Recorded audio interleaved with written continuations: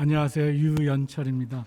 오늘 지하철 관련해 가지고 아직 좀 못 오신 분도 있고 그래서 조금 늦게 시작을 했습니다. 그거는 뭐냐면 다른 사람들을 위한 배려를 그리고 어느 정도 해줘야 되지 않겠느냐. 그것이 바로 환경하고도 또 관련이 되는 또 이야기가 되겠습니다.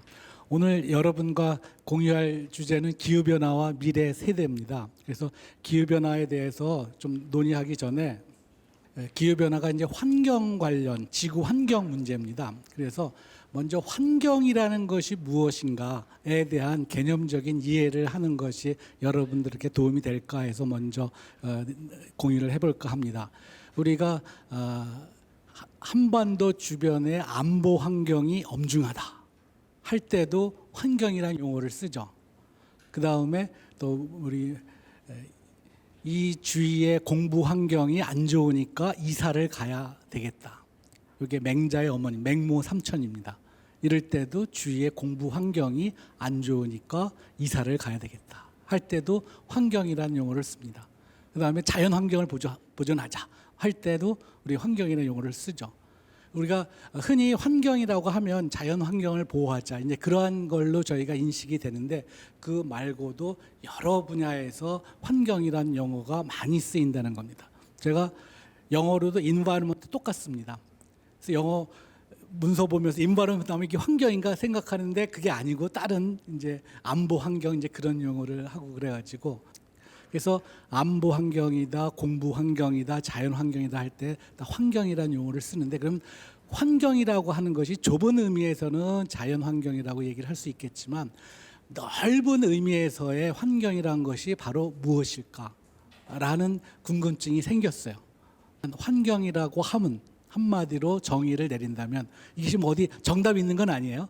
그러나 이제 여러 가지 그 경험 끝에 나온 게 환경이라 하면 내 주위를 나를 제외한 주위의 모든 것. 그래서 내 자신을 제외한 주위의 모든 것을 환경이라고 한다고 그러면 환경을 위해서 일을 한다라고 하는 것은 내 자신의 유익을 위하는 거예요? 아니에요. 아닌 것이죠. 왜냐하면 내 자신을 제외한 모든 것에 관련된 일을 하는 거니까. 그러면 환경을 위해서 일을 한다는 것은 내 자신의 유익을 위하는 것이 아니라 다른 사람, 다른 것을 위해서 일을 하는 것이죠. 오늘 조금 늦게 했습니다. 그것은 다른 사람을 배려하기 위해서 하는 거죠. 여러분들이 귀한 시간을 한 5분 정도 했지만 그것이 다른 사람들이 불이익을 당하는 것을 배려를 해주는 겁니다. 그런 점에서 여러분들에게 감사를 드리고 그래서 환경이라 하면 내 자신의 유익을 위한 것이 아니라 내 자신을 제외한 주위의 모든 것을 위한 것이다 라고 하면 궁극적으로는 내 자신한테 또 유익하게 또 돌아오는 거죠. 예를 들어서 지구를 위해서 지구를 살리자. 우리가 이 두 발을 디딛고 있는 지구가 건강해야지 우리도 건강한 거죠. 그래서 지구를 위해서 뭔가를 한다면 결국은 나한테도 유익이 오는 거죠. 내가 직접적으로 내 자신을 위해서 유익한 것은 아니지만 결론적으로는 우리 모두한테도 유익하게 있다. 그래서 환경 관련 일을 한다는 것은 보람된 일이다? 아니다? 보람된 일이다. 여러분들 같이 지금 열심히 공부하고 있는 그런 미래 세대들은 환경에 대해서 관심을 많이 갖고 우리가 또 앞으로의 삶에 여러분들이 무엇을 하든지 간에 우리가 환경을 떠나서 살 수 없어요. 그렇기 때문에 많은 관심을 갖고 거기에 또 더욱더 그 일을 또 한다면 더욱더 고맙겠다는 생각을 먼저 합니다. 그래서 환경의 의미에 대해 개념에 대해서 그 다음에 기후 변화 얘기를 하는데 우리가 기상 얘기도 많이 하죠. 우리가 기상 예보 우리가 흔히 TV에서 보거나 우리가 인터넷에서 볼 때 기상 예보할 때는 weather forecast 기후 변화는 climate change입니다. 영어도 좀 다르죠. 그 뭐가 다를까요? 쉽게 기상 예보는 단기간 내일 거 3일 일주일치 단기간에 가는 것이고 기후 변화는 30년, 50년, 100년 기후변화는 긴 호흡을 가지고 단기적인 현상이 아니라 패턴에 관한 이야기입니다. 그래서 그 기상이라고 하는 것은 하나의 한 순간의 한 시점에서의 현상이라고 한다면 기후변화는 패턴이다. 그 현상이 계속해서 반복적으로 일어나는 그런 패턴에 관한 것이기 때문에 뭐 올겨울이 따뜻하다고 해가지고 이것이 기후변화 때문이다라고 얘기하기는 어려운 거죠. 겨울이 따뜻해지는 온도가 계속 반복적으로 올라가면 그것이 기후변화에 관한 것이고, 그죠? 산불이 났어요. 이 산불이 기후변화 때문이다 라고 맨 처음에 누군가 얘기를 하더라고요. 그러니까 바로 그게 어떻게 해서 기후변화 때문이냐, 담배꽁초 불 났는 건데 담배꽁초 불 때문에 산불이 났는데 그게 왜 기후변화냐, 또 그렇게 또 반론을 얘기, 그 말이 맞는 거죠. 그런데 불의 원인은 담배꽁초지만 우리가 기후변화로 인해서 가뭄이 많아졌어요. 그래서 메말랐어요. 그래서 가뭄으로 인한 것이 최근에 많이 일어났기 때문에 가뭄으로 인해서 산불의 피해가 매우 커졌다. 이것은 기후변화의 영향이다 라고 얘기할 수가 있는 거죠. 그죠? 우리가 올 한 해 것만 본 것이 아니라 그 전 거의 여러 가지 패턴을 보면 가뭄이 막 점점 길어지더라. 그러면 마른 장작이 더 잘 타는 거죠. 그죠? 물에 젖은 나무는 잘 안 타듯이. 그래서 이제 그런 것들이 개념 정리를 한번 해봤습니다. 그래서 기후변화 들어가기 전에 먼저 기후변화 심각성을 뭐 여러 많은 바에서 이야기를 하는데, 저는 우리 여러분들께서 우리 외교협회에서 또 오는 것이니까 이제 안보 쪽에 관련된 그런 경고를 제가 택해봤습니다. 뭐냐면 핵과학자들이 있어요. 핵과학자들이 매년 1월에 성명을 발표를 합니다. 종말식에 그 관련해가지고 그 성명을 발표하는데, 종말시계가 역대 가장 심각한 자정 100초 전이다. 그러면서 뭐 100초 전이 중요한 게 아니에요. 가장 심각한 원인 중에 2개. 그것도 그냥 위협이 아니라 생존에 관련된 existential. 우리가 뭐 잘 살고 못 살고 그런 게 아니라 우리가 사느냐 마느냐 생존에 관한 위협 2가지를 꼽았어요. 하나가 핵무기고 또 하나가 기후변화라는 거죠. 핵무기는 여러분들 상상하기가 쉬울 거예요. 그 폭발성, 그죠? 눈에 보이는 즉각적인 위협이다. 근데 놀랍게도 이 핵과학자가 눈에 보이지는 않지만 서서히 진행되지만 이것이 인류의 생존, 인류의 종말을 가질 수 올 수 있구나라고 분석을 했습니다. 그 놀라운 통찰력입니다. 저희 기후변화 관련 업무하는 사람 입장에서는 굉장히 놀라운 통찰력으로 된 거죠. 그리고 그게 뭐냐면 온실가스의 특성이 한번 배출하면 그냥 사라지는 게 아니에요. 대기 중에 어떤 건 30년, 50년, 100년 하기 때문에 이것은 우리가 계속해서 온실가스를 줄이려고 하는 노력이 필요한 거죠. 한번 배출하면 오랫동안 대기 중에 있으니까. 우리가 코로나 상황이 처음 터졌을 때 기후변화 대응하자. 기후변화의 기억제도 못 꺼냈어요. 지금 세상이 어느 때인데 무슨 기후 대응을 하느냐. 그런데 이러한 코로나도 우리가 기후변화로 인해서 생태계의 파괴, 여러 가지 문제로 인해 가지고 그 기후변화와 신종 바이러스 간의 상관관계가 인지되면서 근본적인 원인을 우리가 기후변화 대응하면서 코로나 대응도 해야 된다. 그런 과정에서 우리나라의 뉴딜 정책도 기후 대응, 그린 뉴딜이 포함이 되는 거죠. 이제 이렇게 해서 핵 과학자들이 매우 위험하다라고 얘기를 하는데, 사진이 그레타 툰베리입니다. 스웨덴. 이렇게 위협적인데 어른들이 제대로 대응을 안 한다. 무관심하다. 그래가지고 굉장히 항의를 합니다. 그죠? 이렇게 생존, 그냥 뭐 위협이 아니라 생존의 위협인데 어른들이 여기에 대해서 대응이 많지 못하다. 그렇게 비판을 합니다. 그래서 국회의사당 에서 1인 시위하고 그것이 기후 청년 파업해가지고 매주 금요일 10시에 유럽에서는 하고 우리나라에도 그게 들어왔다고 그러더라고요. 한 2년 전만 해도 제가 들었는데 우리나라는 금요일 오전 3시가 아니라 오후 3시에 뭐 한다고 그러더라고요. 또 왜 3시냐 했더니 엄마가 학교에 가서 수업 듣고 오후에 하래요. 우리나라는 교육열이 대단합니다. 하여튼 그러나 우리나라에도 많은 그 청년들이 청소년들이 이제 그 인지를 하기 시작했어요. 여러분들이 거기에 또 선봉장이 되어야 합니다. 미래 세대의 주역으로서 앞으로 이끌어 나갈 여러분들이니까 여러분들에 대한 기대가 큰데, 근데 왜 이렇게 위협적인데 어른들이 무관심하고 대응이 그렇게 빠르지 못했을까요? 그것은 기후변화 문제가 굉장히 범위가 넓고 굉장한 우리 삶에 영향을 미치는 거예요. 기후변화, 지구온난화가 일어납니다. 이게 하나의 현상이 되는 거죠. 이거에 영향이 있습니다. 이게 그 지구 생태계의 영향도 있고 사회 경제적인 영향이 있고 또 기후변화 현상의 원인이 있어요. 이게 왜 일어날까? 그리고 대응이 있습니다. 요것이 이런 것들이 지구계와 인간계가 맞물려서 매우 광범위한 범위에서 광범위한 영역에 걸쳐서 포함되어 있는 이슈이기 때문에 이것이 어느 누구 한 사람이 뭐 하나의 뭐 대체 물질을 발견했다고 그래서 바로 해결되는 게 아니에요. 뭐냐면 모든 이해관계자가 모든 생활의 범위 내에서 같이 노력해야지 될까 말까 한 이슈다.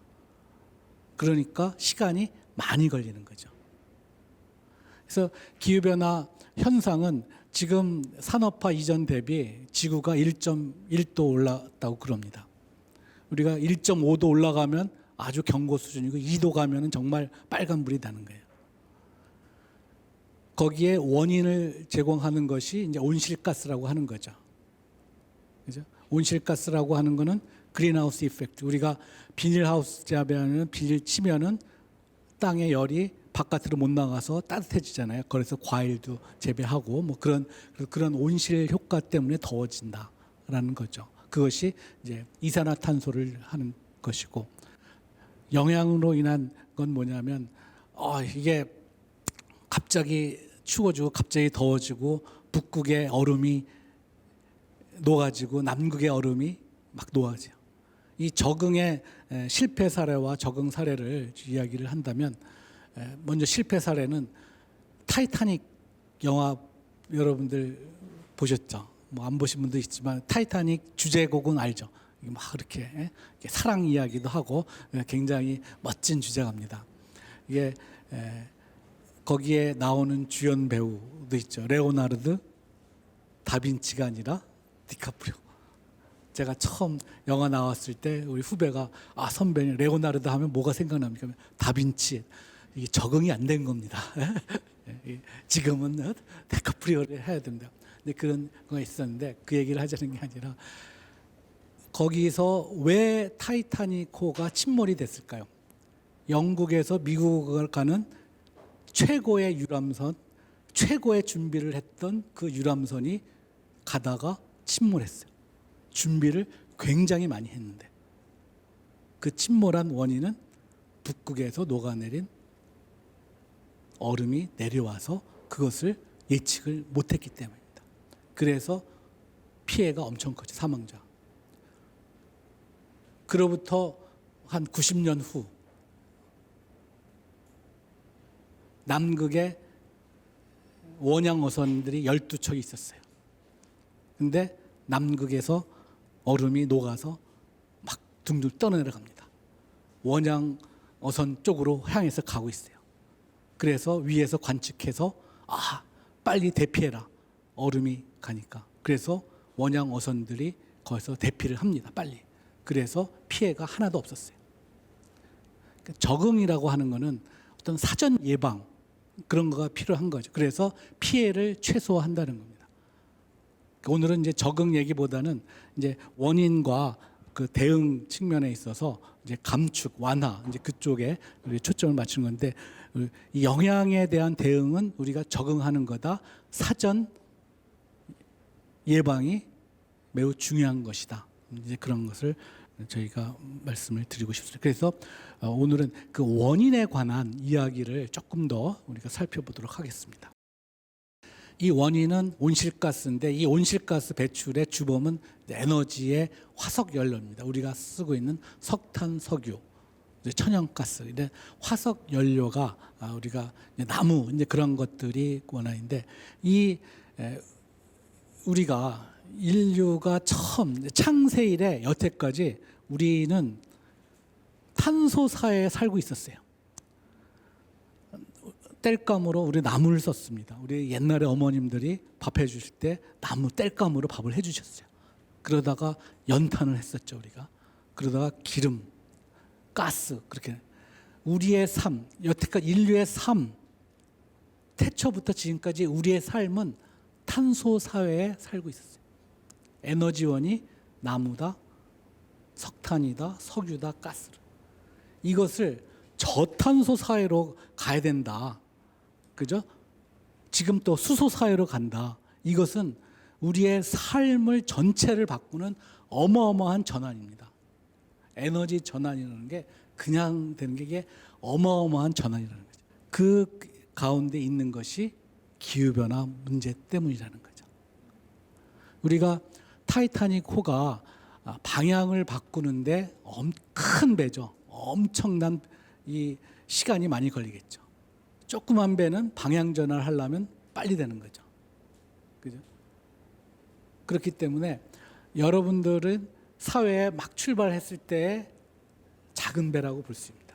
사회에 많이 있는 사람은 만일에 뭐 큰 배라고 한다면 이 기존의 사회가 움직이는 것은 굉장히 어렵습니다. 시간이 많이 걸리는 거예요. 부딪히는 게 많아요. 그러나 조각배는 빨리 움직일 수 있으니까 이 빨리 움직일 수 있는 여러분들이 많이 동참을 해주는 게 필요하다. 이런 거. 이 에너지 문제에서 이 화석 연료의 이런 온실가스가 문제인데 이것을 조금 더 보면 그래프를 보면 우리가 산업혁명 이후에 온실가스를 보면 이게 이제 CO2라고 보면 되는데 그 나무의 사용량이 급감하고 석탄의 사용량이 급증한 일본 시점에서 산업혁명이 일어났습니다. 선진국들은 일본 시점부터 온실가스를 배출하기 시작한 거죠. 그렇죠? 석탄의 사용량이 줄어들고 석유의 사용량이 급증하는 이번 시점에 오일 쇼크가 일어났어요. 이때부터 신흥공업국 우리나라라든가 중국, 대만, 홍콩, 싱가포르 이제 신흥공업국들이 이번 시점에서부터 온실가스 배출하기 시작한 것이죠. 그러면 이 기후 대응에 있어서 선진국하고 개도국하고 접근이 같아야 되겠어요? 달라야 되겠어요? 좀 달라야 되겠죠. 그 얘기를 하는 것이 common but differentiated responsibility입니다. 공동의 그러나 차별화된 책임을 가지고 있다. 이 개념을 알아야지 여러분 이제 국제사회에서의 논의에 참가할 때 우리가 기본 이론적 배경이 되는 겁니다. 달라야 된다는 겁니다. 그죠? 다르기 때문에 중국과 인도가 탄소 중립할 때 2060년, 2070년을 얘기를 한 겁니다. 우리는 2050을 얘기를 했어요. 우리는 조금 더 다른 이야기지만 중국하고 인도가 결코 기후 대응에 소홀히 하느냐 그게 아닙니다. 그러나 2060, 2070 얘기한 거는 여기에 배경이 있는 거예요. 그래서 막 비난을 할 필요가 없어요. 왜냐하면 시장이 작동하기 때문에 누가 먼저 저탄소 기술을 갖느냐가 이제 시대의 경쟁의 관건이기 때문에 그들은 굉장히 열심히 하는 겁니다. 이것을 좀 더 이제 에너지 원별로 본다면 화석 연료, 석탄, 석유, 천연가스입니다. 원자력 에너지, 우리가 탈원전 뭐 그런 얘기 지난 좀 많이 들었죠. 그 다음에 신재생 에너지, 신에너지, 재생 에너지라고 하는데 제가 여기서 강조드리고 싶은 것은 두 가지입니다. 첫 번째는 우리가 녹색 뭐 성장을 한다, 뭐 기후 대응을 한다 이야기했을 때 바로 신재생 에너지로 간다는 게 아닙니다. 뭐냐면 단기적으로 녹색 성장, 그린 뉴딜의 출발점은 화석 연료부터 출발을 하는 거예요. 뭐냐면 수요적인 측면에서 에너지 절약을 하는 거죠. 그 다음에 공급 측면에서는 에너지 효율을 증가시키는 겁니다. 우리가 냉장 쓸 때 에너지 효율 높은 거 써야지 전기를 우리가 덜 쓰는 거죠. 그런 식으로. 그 다음에 우리가 낮에 전기가 있다. 낮에 환한데 형광등을 튼다. 그것도 줄이는, 그것도 하나의 본인이 실천할 수 있는 기후 대응이 되는 거죠. 수요 측면에서의 에너지 절약, 공급 측면에서의 에너지 효율성 향상이 우리가 녹색의 출발점이다. 이것을 얘기 안 하고 신재생 에너지로만 하기에는 우리가 시간이 많이 걸려요. 그 다음에는 두 번째 원자력 에너지. 이게 이제 논란이 많이 있습니다. 근데 저는 이렇게 정리를 해봤어요. 원자력 에너지 다 장단점이 있어요. 다 뭐 위험하고 또 필요도 하고 그러하지만 원자력 에너지를 대하는 균형 잡힌 시각이 무엇일까라는 많은 고민을 했습니다. 그게 뭐냐면 원자력은 화석 연료에서 신재생 에너지로 넘어가는 브리징 에너지다. 그래서 원자력 에너지라고 하는 것이 우리의 궁극적인 목표는 아닌데 할 수만 있으면 신재생 에너지로 가는 거죠. 그러나 궁극적인 목표는 아니지만 그러나 우리가 이 현실에 두 발을 현실에 밟고 있는 이상 우리가 필요한 것이다. 신재생 에너지로 가기 전까지 그런 의미에서 브리징 에너지다. 그래서 원자력 에너지가 가지고 있는 장점은 최대한 활용을 하고 단점을 보완하려고 하는 노력을 계속 경주를 같이 해야 된다는 거예요. 지금 우크라이나 사태가 벌어졌습니다. 러시아가 천연가스, 석유 안 판다고 그럽니다. 그럼 당장 에너지를 확보를 해야 되겠죠. 그죠? 그게 이제 에너지 안보가 지금은 중요한 측면이다. 하지만 우크라이나 사태 때문에 이 석탄, 석유를 뭐 딴 데서 이제 막 수입해야 되는 이제 그런 측면이 있는 거죠. 그래서 신재생 에너지 얘기가 쑥 맨 처음에 들어갔어요. 근데 지금 다시 올라왔어요. 뭐냐면 신재생 에너지의 투자를 가속화해야 된다. 미래를 빨리 앞당겨야 되겠다. 이제 그런 논의가 되는 거죠. 원자력도 사용을 불가피하게 할 수밖에 없는 그런 현실, 문제점에 대한 보완을 계속해서 노력하고 이러한 것들이 기후변화, 에너지 파트, 우리가 원인에 관한 이야기 중에 한 파트를 여러분들께 말씀을 드렸습니다. 그 다음에 이 원인 이야기를 할 때 기후변화가 자연적인 현상이냐 아니면 인간에 의해서 발생한 거냐. 우리 미 공화당 트럼프를 위시한 그런 거는 그거는 자연적인 것이다. 우리가 온실가스 그거 아니다. 왜냐하면 거기 뒤에는 정유 회사들이 많이 있거든. 그래서 보고서도 많이 냅니다. 그들 보고서도 많이 내죠. 일부분 타당성이 있어요. 전체적으로는 타당성이 없게 증명이 됐습니다. 이 IPCC라는 것이 이제 기후 변화에 관한 정부 간 패널인데 과학자들의 우리의 조직이에요.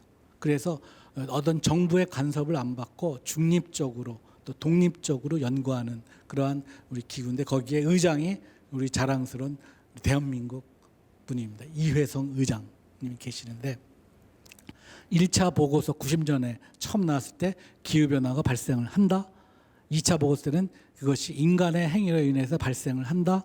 3차 보고서 2001년 인간의 행위로 인한 발생 가능성이 66%다. 4차 보고서 90%다. 5차 보고서 97%. 2014년에 나온 거 올해 9월에 6차 보고서가 나옵니다. 99%. 점점 올라가네요. 그래서 이 기후 변화가 인간의 행위로 인해서 발생한 것이다라고 하는 것은 이제는 이제 논쟁이 아니에요.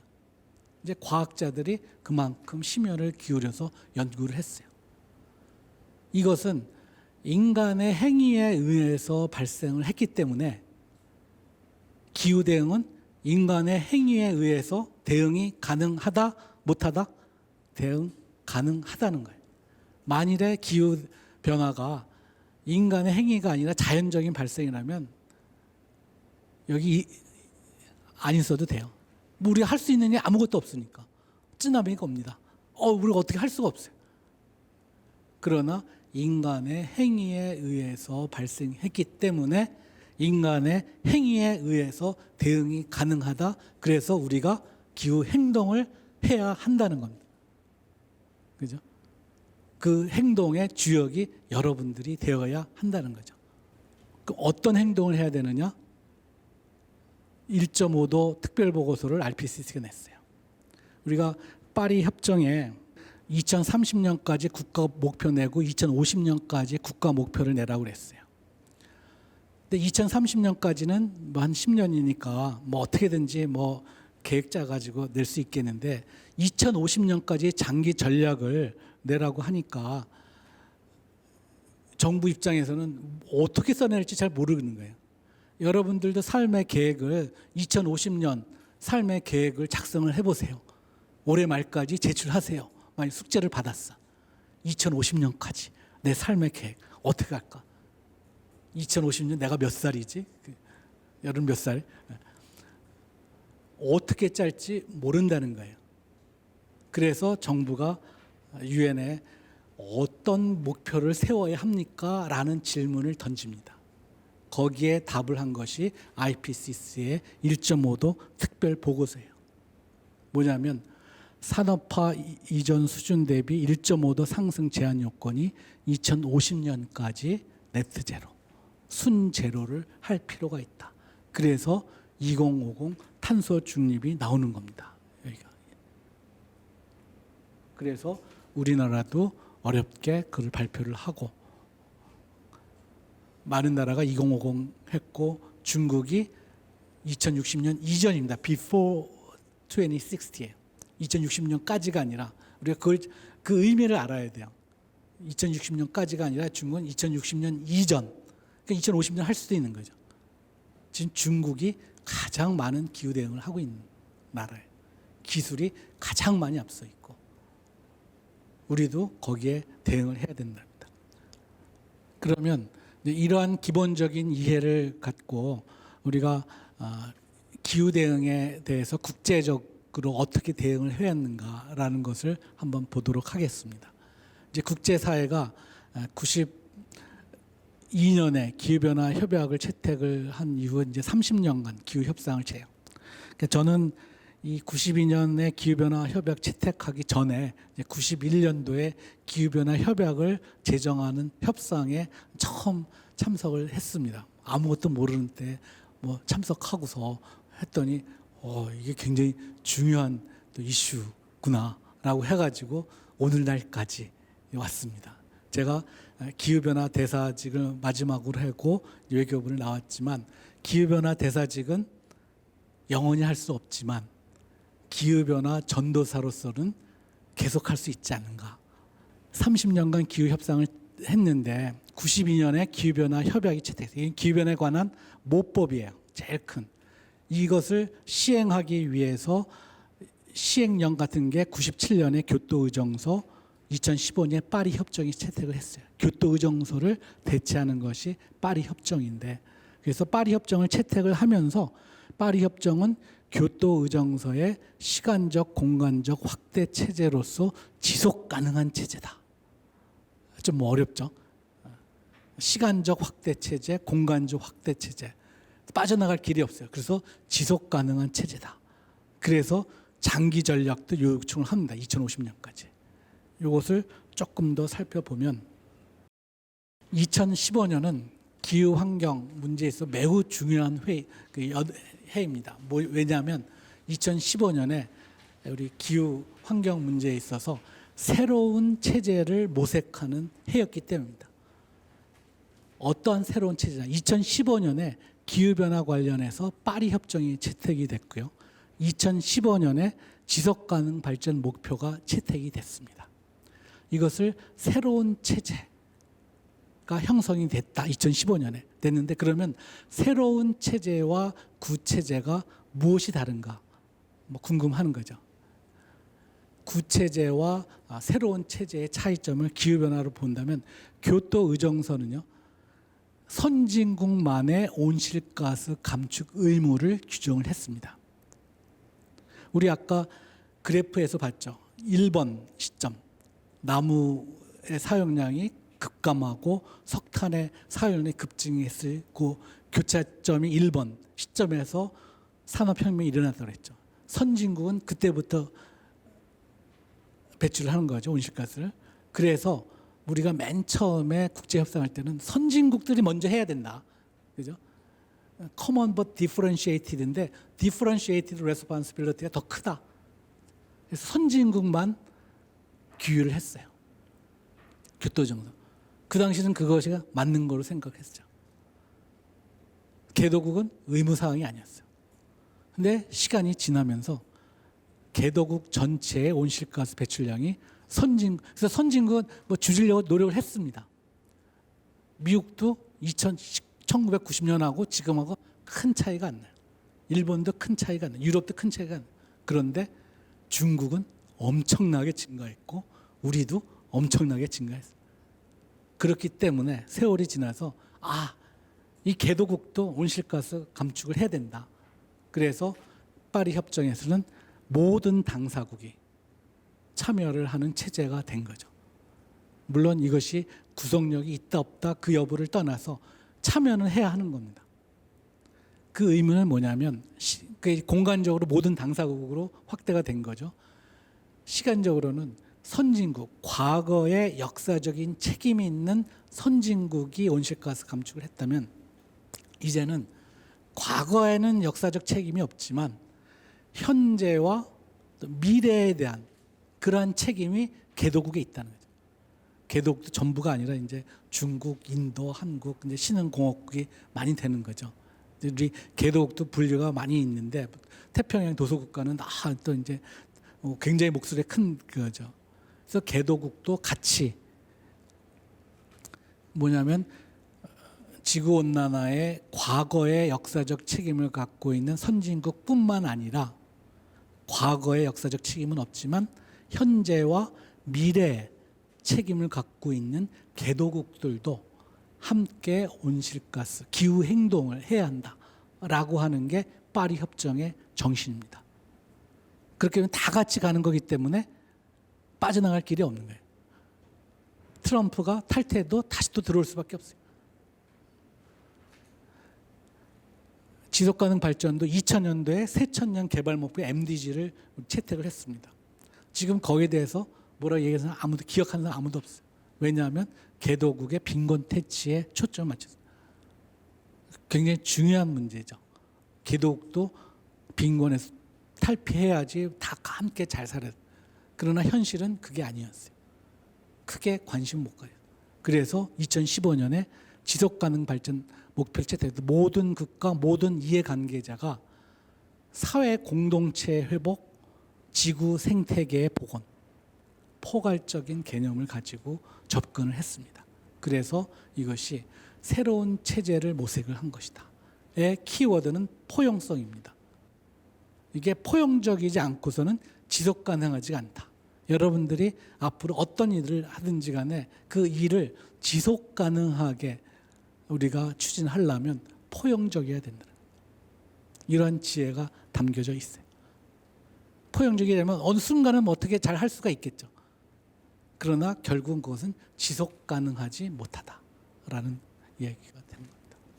이거를 조금 더 설명을 하자면 기후변화 체제는 UN 기후변화 협약 92년도에 제정된 UNFCCC 플러스 이행 규정으로 볼 수가 있는데 이 이행 규정이 교토 의정서면 구체제고 파리 협정이면 신기후 체제인데 신기후 체제는 교토 의정서의 시간적 과거뿐만 아니라 현재 미래 책임 모두 포함한 시간적 확대 체제 공간적 선진국뿐만 아니라 개도국 해가지고 확대 체제로서 지속 가능한 체제다. 그래서 장기 전략의 제출도 요구하는. 그래서 정부 간의 논의의 큰 틀은 파리 협정이 체결되면서 크게 마무리가 되었다.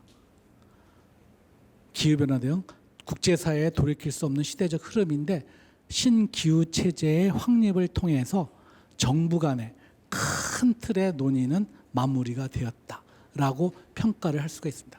물론 여러 가지 세세적인 어떤 지표로 할 것이냐 그런 것은 협상을 계속 해야 되지만 이 큰 틀에 있어서의 논의는 마무리가 되었다라고 하는 거예요.